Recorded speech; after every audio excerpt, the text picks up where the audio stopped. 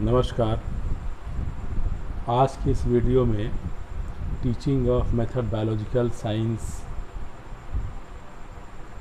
के ऊपर हम क्वेश्चंस फॉर्मुलेशंस जो एग्ज़ामिनेशंस के दौरान पूछे जाएंगे विज्ञान विषय में, उनको प्रैक्टिस ऑफ टीचिंग के क्रम को आगे बढ़ाते हुए अगर एक सवाल कि विद्यालय के विभिन्न स्तर में विज्ञान विषय के पाठ्यक्रम की समीक्षा कैसे करेंगे, तो विद्यालय के विभिन्न स्तर आपको पूर्व में बता चुके हैं कि प्राइमरी लेवल, मिडिल लेवल और high level 1 to 5, 6 to 8, 9 and 10।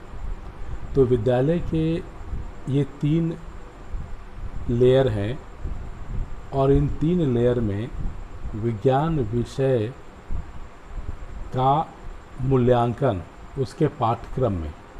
तो चलिए हम आज प्राथमिक स्तर के जो विज्ञान विषय होंगे उनका मूल्यांकन उस पाठ्यक्रम के अनुसार हम कैसे करेंगे।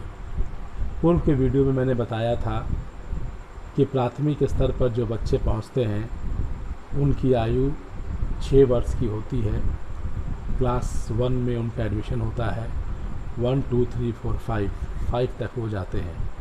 तो यहाँ पे विज्ञान जो विषय होगा वह विज्ञान विषय सामान्य बोलचाल की भाषा में सामाजिक विज्ञान के साथ जुड़ा होगा।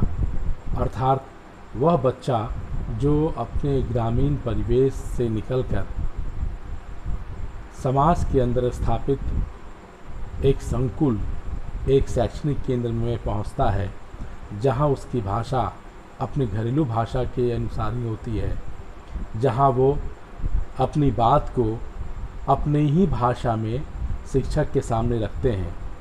तो यहाँ जो पाठ्यक्रम विज्ञान विषय में होगा वो उसके दैनिक जीवन से जुड़े हुई घटनाओं से संबंधित होगा, ताकि विज्ञान के शिक्षक उस बच्चे को विज्ञान के प्रति समझ विकसित कर सकें। जैसे उस पुस्तक में बाघ का चित्र होगा, उस पुस्तक में गौरैये का चित्र होगा, उस पुस्तक में धान के फसल का चित्र होगा।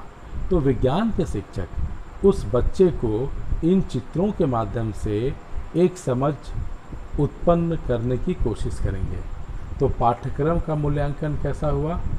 पाठ्यक्रम का मूल्यांकन बोधगम्य हुआ, और बोधगम्य होने से वह बच्चा उन चित्रों को अपने आसपास के ग्रामीण क्षेत्रों में ढूंढने की कोशिश करेगा।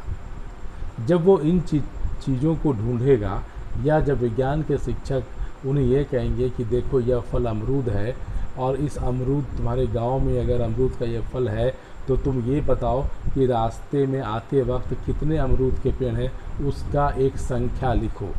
अगर सभी बच्चों को यह गृह कार्य दिया जाता है तो आप देखेंगे कि बच्चे जिस रास्ते से विद्यालय की ओर आ रहे हैं, और अगर पूर्व ज्ञान में आपको यह जानकारी है कि उस रास्ते में अमरूद का पेड़ है, तो बच्चे उस गणना के माध्यम से उस अमरूद फल को जिसको उन्होंने वृक्ष में भी देखा है और विज्ञान के पुस्तकों में भी देखा है, वह एक सूची बनाकर शिक्षक के सामने उपस्थित करेगा।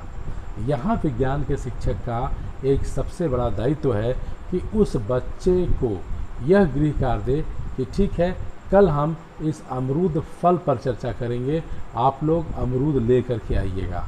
जब बच्चा अमरूद लेकर के आता है तो वही विज्ञान का शिक्षक उस अमरूद को दिखा के कहता है कि बताओ कि इसका रंग कैसा है, इसका आकार कैसा है, ये जब पक जाएगा तो इसका रंग कैसा हो जाएगा।